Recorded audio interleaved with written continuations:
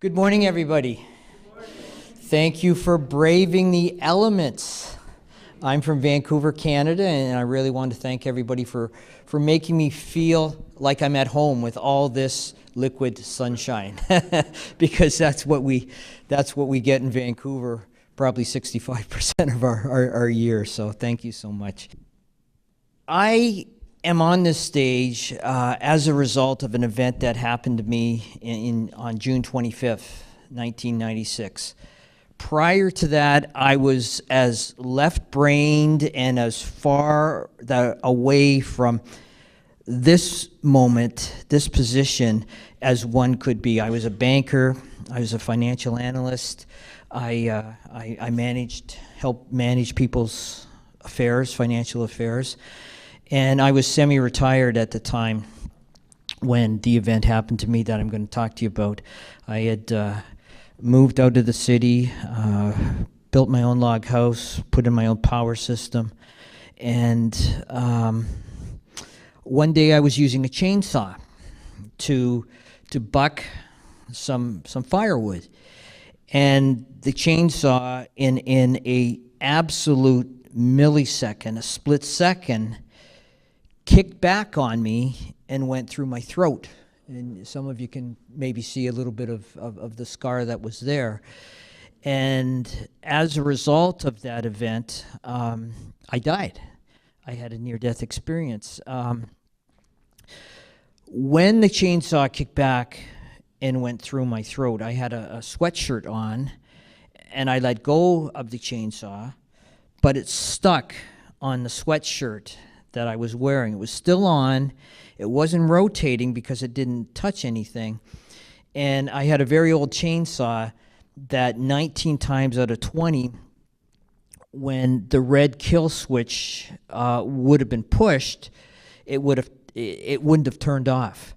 I had a couple people working with me on the property at the time, and fortunately I called one of the gentlemen over. Fortunately, this one time, with the chainsaw still on my sweatshirt, he said, he was a Korean gentleman, he said, what to do? And I said, please just turn the chainsaw off.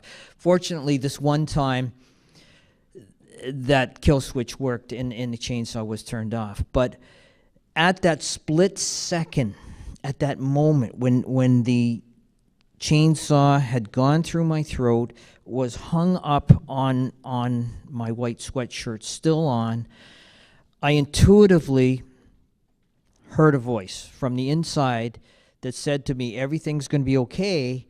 I have a purpose for your life. And that was 22 years ago. And last weekend, I spoke at the Los Angeles Consciousness Life Expo, and I'm speaking later today down in San Diego as well.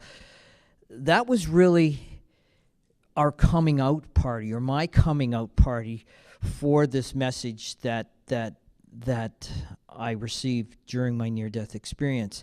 I was only dead for 2 to 3 minutes. But what happened to me was it felt like I was there for months and months, because I moved out of and I'm going to share with you a little bit about the journey and what happens and what that portal of near-death experiences is. But I left the portal of time and moved into timelessness during my near-death experience. And while I was on the emergency room table, I was looking at the doctor, who was about 18 inches, 2 feet away from me on my left, and the nurse was on my right, about the same distance away. Then instantly, in a split second, I was on top of the room. And as I was on top of the room, I was now looking down at the tops of the head of the nurse. I saw myself. I saw this, it looked like raw steak. It was just blood everywhere and open up. And I saw the doctor.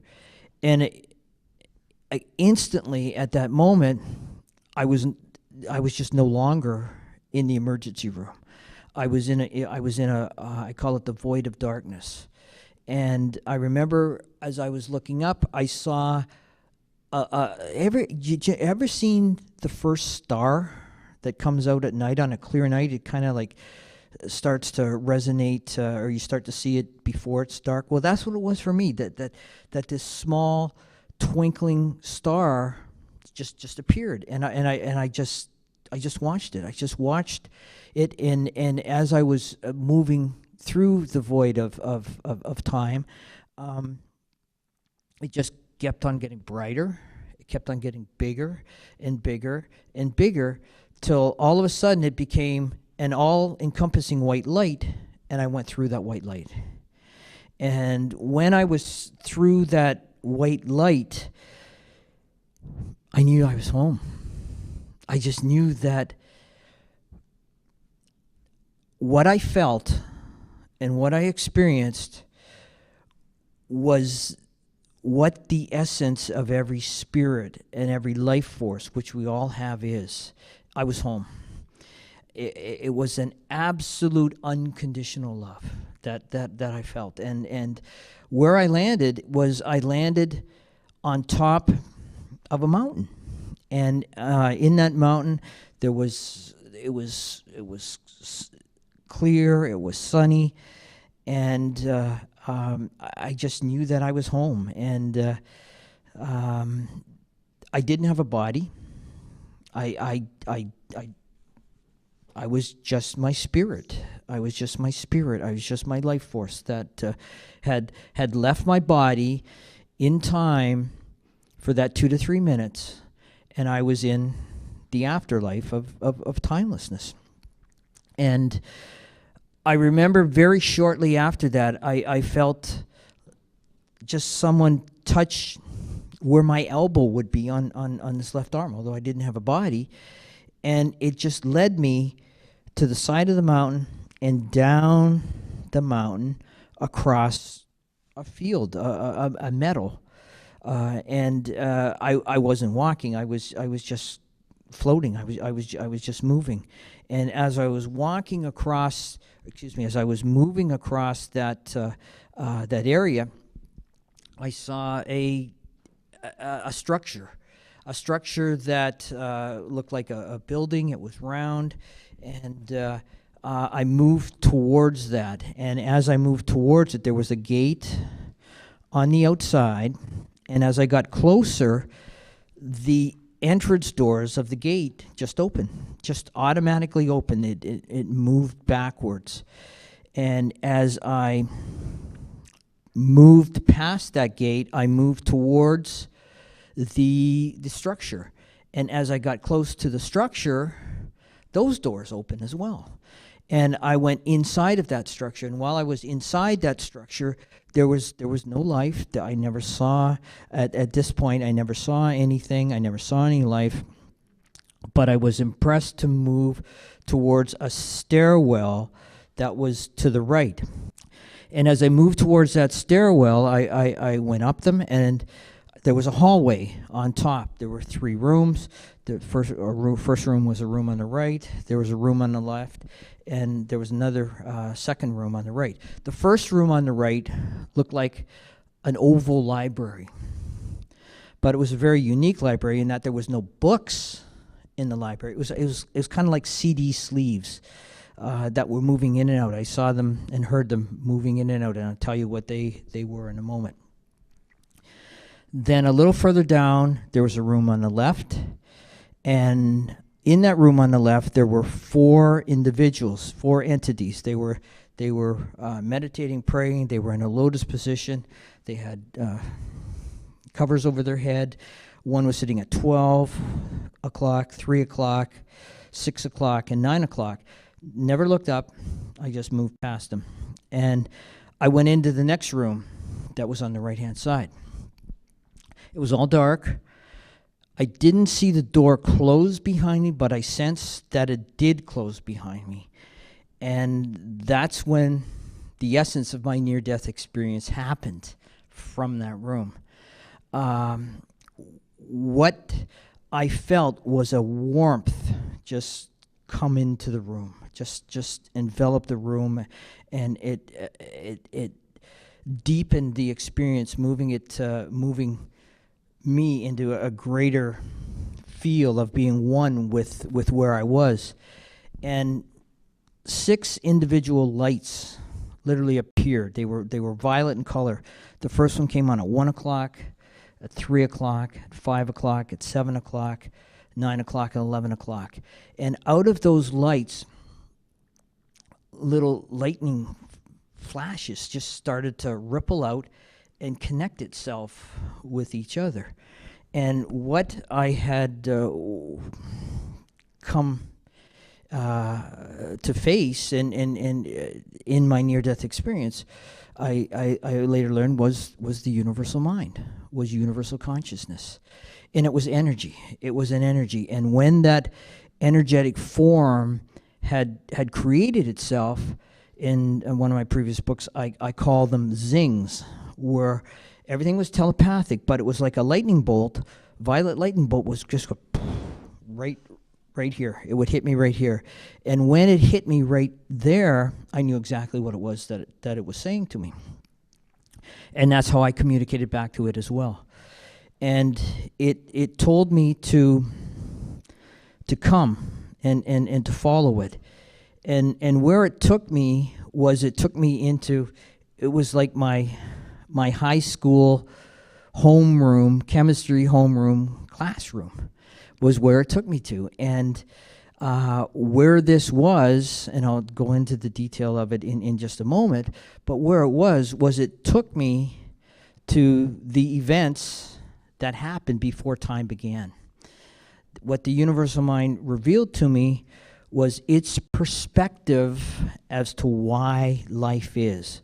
We are here. We're carrying on in our journey, and we're moving in a direction that's moving upwards. Well, I was revealed the perspective of everything from the downward perspective, or the consciousness of the universal mind. And what it is it is an asexual entity. It is both male and it is female. The male aspect of the universal mind consciousness is its great thought. It was the great thought of everythingness. Some could call it the force of everythingness that exists before everything began, that exists now, and will exist afterwards. The female aspect of the universal mind consciousness is its womb. And within its womb is where we reside. And again, this was what I was all showing during my near-death experience, from the source, the power, the force of everything. And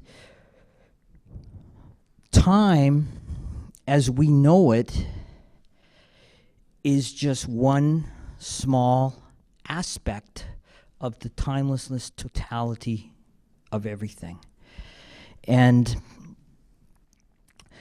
when I went into that classroom, there were just 2 empty desks.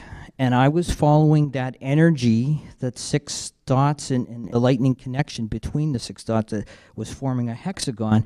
It took me in the back window of that classroom, and it went to the front of the classroom above a desk there, and it morphed into a semi-recognizable figure that was other than this energy. And it was kind of like a fish-like form. But where it took me was into literally the room that was the pre-planning room of time. Now, time, as we know it, has been defined basically in one of 2 ways. One from a scientific perspective that talks about a Big Bang occurring 13.75 billion years ago, and the other is from a religious book perspective that calls it in the beginning, right? And what those 2 points are, what those 2 perspectives of the beginning is the same thing. It is actually the same thing when the first spark of life began. It was in the beginning, or science says, 13.75 billion years ago. Well, I was taken into the events that were the pre-planning stages of that moment in time. And the two chairs were empty. And I was like a fly on the back of the wall, seeing all of this happen. And one of the first things that happened is, out of the universal mind pulled out of itself its two helpers, a male that sat on its left and my right from the back of the room, and a female that sat in the other desk. And these were the universal mind's archangels that helped the universal mind with its conception and gestation of time. The male was given the name Lucifer, and the female was given the name Lucy. And really, no, these were the names that were given. And Lucifer and Lucy, and myself as a fly on the back of the wall, watched as the universal mind unleashed and unlocked what time is, what the purpose of time is, what their roles in time is. And time began, if you are impressed from the religious books, in the beginning, or from a scientific perspective, 13.75 billion years ago. Time was the beginning, or the conception point, of the universal mind's fetus that grew within its womb. And exactly the same way as we humans are conceived, they gestate and they give birth. And that's basically what's happening in time. This universe, as we know it, is only one cell in the universal mind fetus body. Science refers to those other cells as parallel universes. Okay, those parallel universes are simply just other cells that have been conceived, have been gestating for 13.75 billion years, and are about ready to give birth. That 13.75 year gestation was what Lucifer's role was during the moments of time. That Lucifer would be the one that gestated every cell within the universal mind fetus to the point where it's at now, where the universal mind fetus is about to give birth. And not only during my near-death experience was I in the pre-planning stages and seeing how Lucifer and Lucifer were prepared for this moment, but I was actually in the very first, saw the very first moments of the Big Bang and what they were actually doing in the first moments of time. And time is, if you could think of a clock, it started at that 12 o'clock point. And during that 12 o'clock point, what again science has called forward velocity occurred. And what forward velocity is the tick-tock, tick-tock, tick-tock of what we live by now, what our understanding of everything that we see is and of what time is.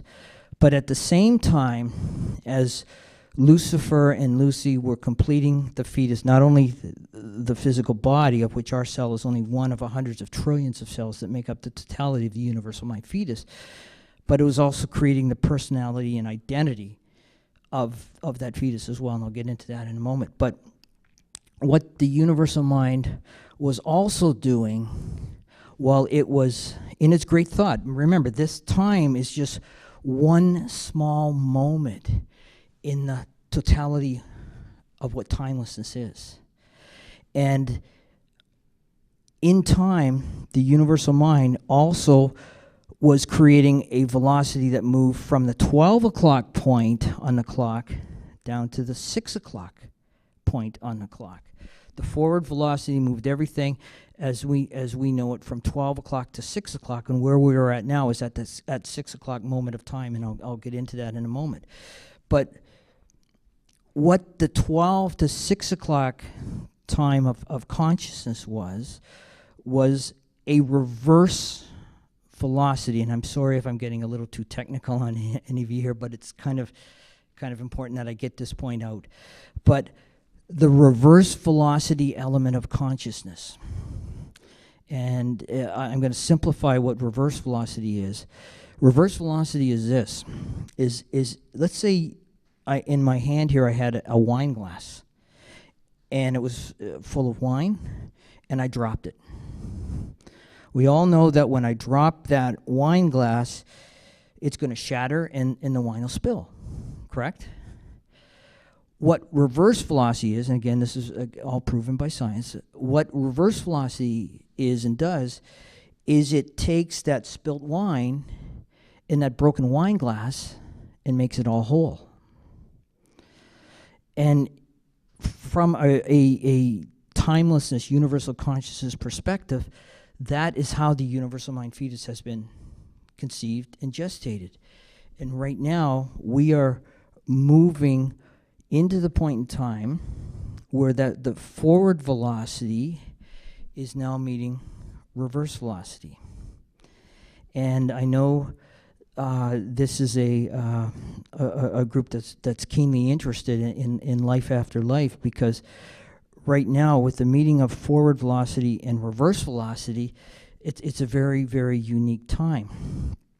And that unique time is that all of us, at the very essence of who we are DNA fragments of Source. We are DNA fragments of the universal mind consciousness. And it was during my near-death experience that I write in my previous books, I call it the second of the Big Bang, was when the universal mind in that fish-like form that it morphed into in the classroom divided itself. I saw it divide itself into a limitless amount of what I call DNA fragments, which at the very essence is what every spirit is.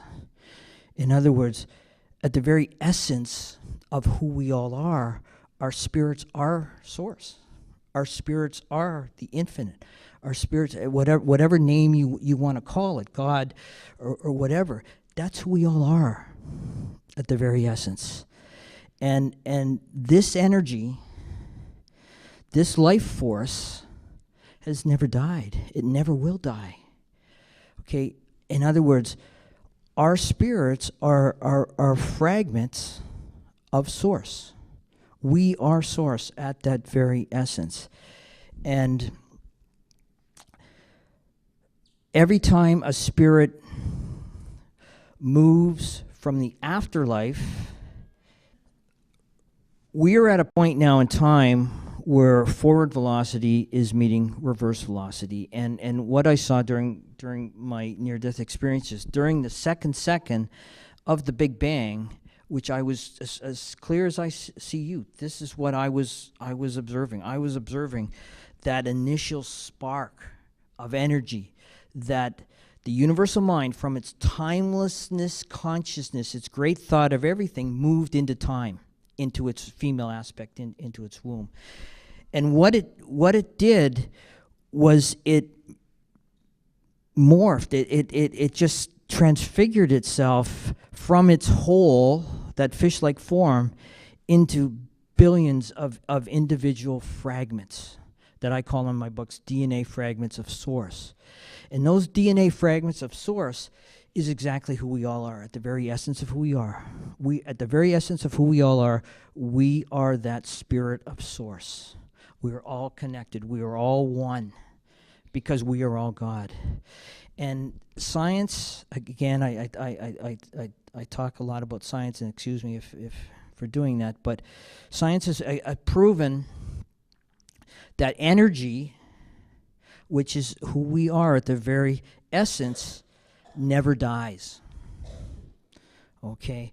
And that's because energy never dies, because energy moves, because our life force has continuously moved from life in where we are right now to the afterlife and back and forth again.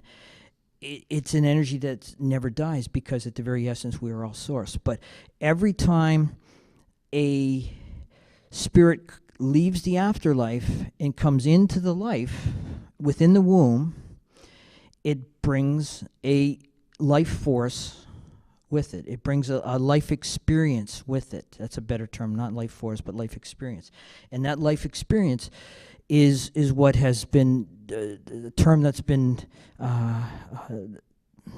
made to identify what that life experience is a soul. Okay? Every soul is attached to the spirit. Every soul, when it comes into this realm of now within the womb of the universal mind consciousness, it has a purpose, and it has a number of breaths that life experience will live for. And when that number of breaths, when that life experience has completed itself, it then moves back into the afterlife. And what near-death experiences are the portal into moving into that afterlife. Near-death experiences happen because individuals have gotten as far off of their reason for being on this planet as possible. Hey, I'm a perfect example of why near-death experiences happen. I was a banker, I was a financial analyst, and I thought that's what success was. I thought that's why we live. But during my near-death experience, towards the end of my near-death, which seemed like months that I was there, but only in time, 2 to 3 minutes, I literally wrestled with Source.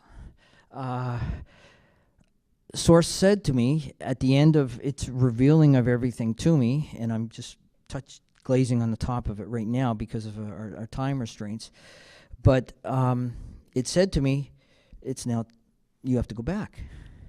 And I said to it, I don't want to go back. I don't want to go. I'm home. I know I am home here, and this is where I want to stay. Source says to me, you have to go back. And I said, I don't want to go back. Obviously, everything was telepathic. Okay, it wasn't audible like this.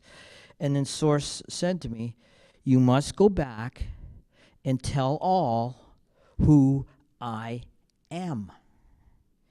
And who I am is all of us.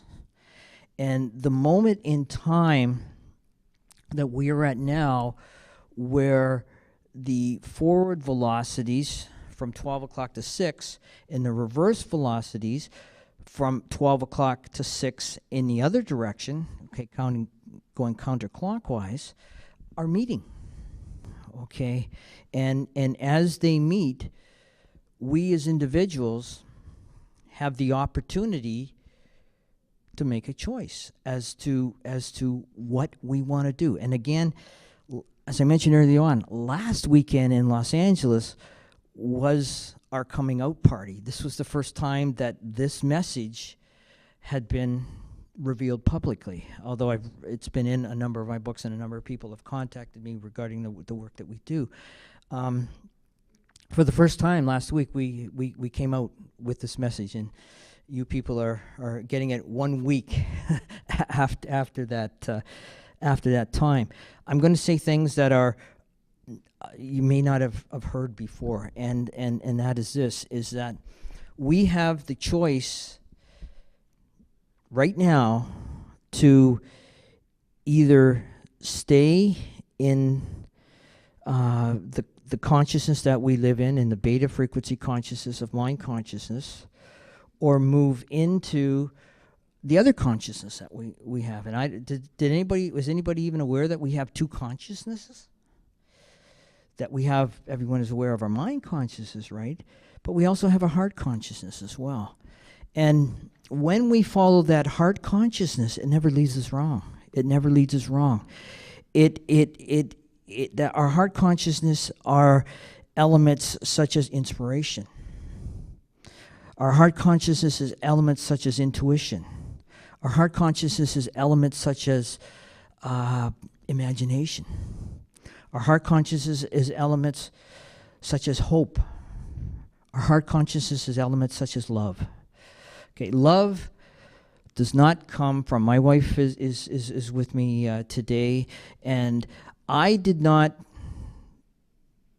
know that my wife was going to be my wife because I read it in a textbook, okay? It comes from our heart consciousness, and as our heart consciousness communicates to us, and when we follow that communication, it never leads us wrong. And that's what we have the opportunity now to do, is to transfer our lead consciousness from our minds to our heart. And when I came back from my near-death experience, I was told that I'm coming back to tell all who I am.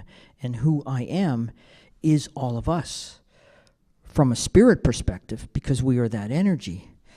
But who I am is also all of us from a soul perspective, from a body perspective, and from a consciousness perspective.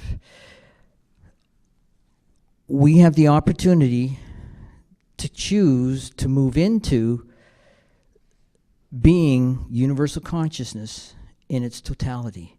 And what that means is that death is no longer, does not necessarily have to continue to happen. It also means that aging, when I'm talking about aging, I'm not talking about chronological aging, because tick-tock, forward velocity moves that, but I'm talking about biological aging. When I had my near-death experience in 1996, it was June 25th, 1996, I was 38 years old, but I was at least 15 years biologically older than that. I'm now 61, and my biological age is 30. So as the clock has moved on in time, the biological clock has slowed down. When I take people over to the other side and into the afterlife, they're always met by a gatekeeper. And 70% of the time, that gatekeeper has been an individual that they have known in their life. Could be a grandmother, could be a grandparent. I've had children. I've even had ex-spouses that have been introduced. And always when that person reveals themselves to them in the afterlife, they're always at the pristine age of between 18 and 22. A lot of times people remember their grandmother that could have passed on when they were 3 or 4 years old, right, as being someone much older than 18 or 22. But 18 to 22 is the optimum age that our bodies biologically are meant to morph into and can morph into if we so allow it to happen. Another thing that happens is disease, pain. Doesn't have to be a part of anybody's life any longer. I had one gentleman a number of years ago, and one of my previous books, his son left in his home. And he was told to go home and get his affairs in order. He had 2 weeks to live. A gentleman who lives in San Francisco. So he was inspired to read one of my books and contacted me and told me of his circumstances and it's now over 6.5 years. He's still alive, and I spoke to him a couple months ago, and he said he was just so grateful because he got to see his grandchildren have an extra 6.5 years that they wouldn't have had. But in universal consciousness, there are no limitations, and there are no limitations simply because the forward velocity frequencies that through our mind consciousness and what are called beta frequencies that we think life is are about to meet the reverse velocity frequencies that resonate to us and communicate to us through our heart consciousness. And again, those reverse velocity frequencies are that shattered wine glass and that spilt wine, right? That are about to move us, if we so choose it, into the position where we are going to be made whole in the perfection of universal mind consciousness. Because in the great thought of timelessness, this has already happened. Nothing in life happens by chance. Everything that has ever happened in life has always been predestined to happen, including every single thought. Thoughts come from one of two places. They come from our mind consciousness or they come from our heart consciousness. And thoughts send off a frequency that moves into the universal mind supercomputer, or the great thought of everything. And what they do, if anybody knows computers, you input something and an output comes out. It's the same thing with the universal mind supercomputer, or the great thought. When our thoughts, our consciousness, resonates a frequency from either mind consciousness or heart consciousness, it spits out an action that is either mind consciousness or heart consciousness driven. And when we move from mind consciousness to heart consciousness, we will have delivered to us those predestined heart consciousness outputs that come to us as a result of the input our frequencies put in. Am I making sense? Is everybody with me, or you're not with me? You're not with me. Okay, Semi. Okay. Well, that's good. It's all predestined.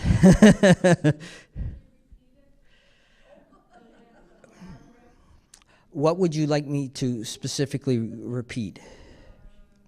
Time and timelessness? You want me to start there with the macro in this? The clock of time and forward velocity and reverse velocity. The mind consciousness understands time as a forward velocity that moves clockwise from 12 down to 6, from wherever in the beginning was, the 13.75 billion years to now. But at the same time, universal consciousness was perfecting and creating a reverse velocity consciousness. And reverse velocity takes that spilt wine, that broken wine glass, and makes it whole. We're that spilt wine and broken wine glass right now, right? We have the opportunity to be made whole again, as what reverse velocity is. And when I'm talking about being made whole again, it's being made into the perfection likeness of what universal mind consciousness is. Not only our spirit, which that is, but our soul, our bodies, and our consciousness, to be that wholeness of universal mind consciousness.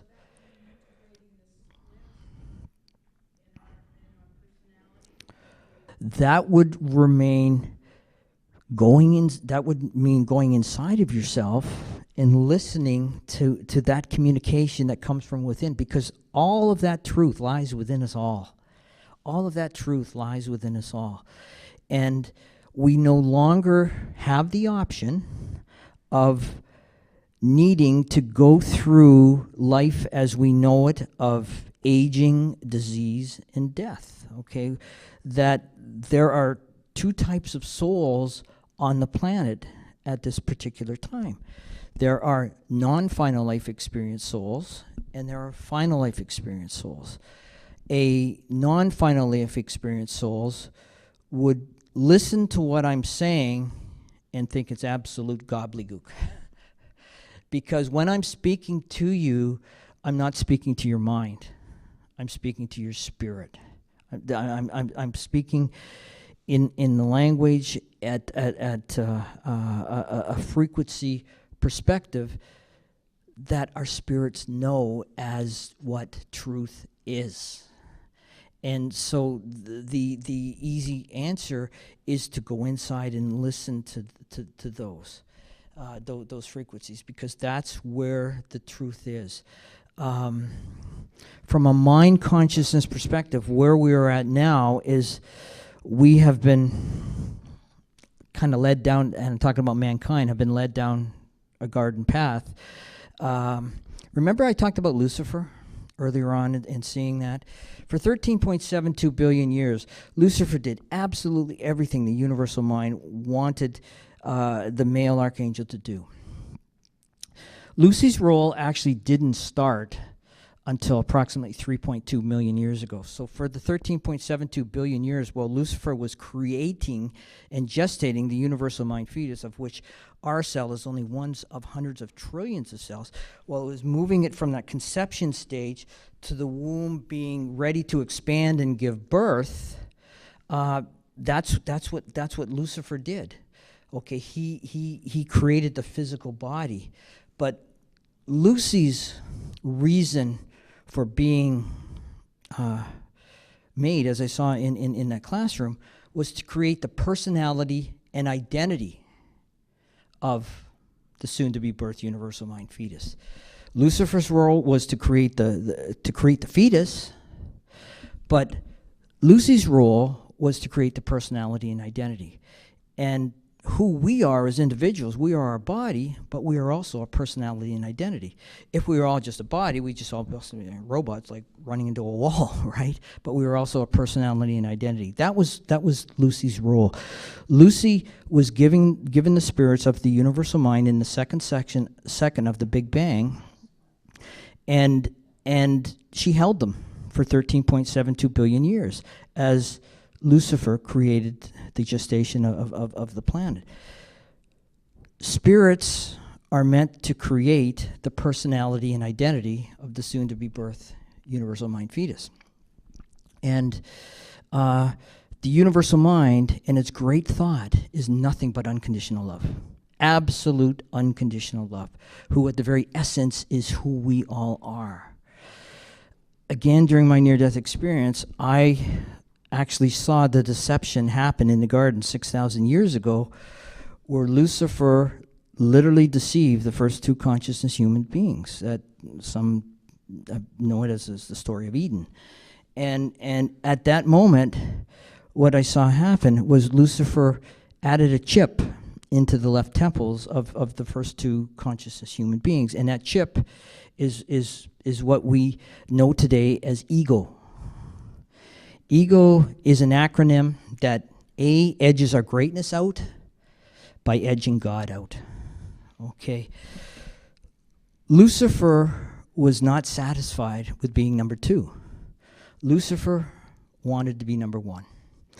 And that was the beginning of what I call his great extortion that happened, to attempt to become number one. And as he's done that, he is doing that through the ego chip, controlling us through the ego chip, and through his drug that we are all addicted to.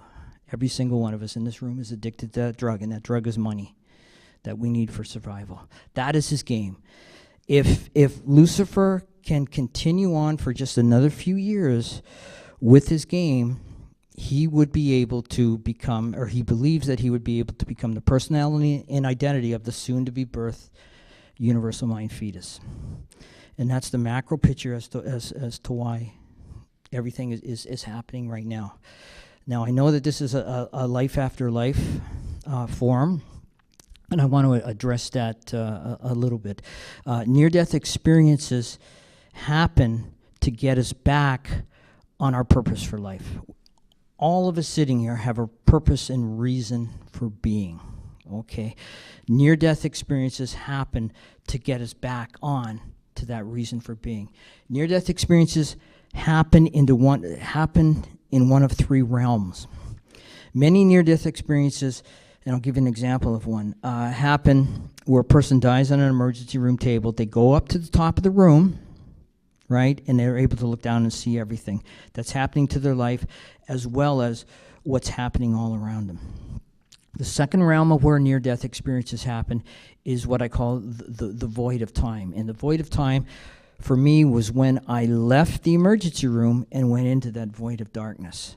And where my spirit traveled to was it went to the edges of this universe. And again, science has confirmed it would take 46 billion light years traveling at the speed of light to get there.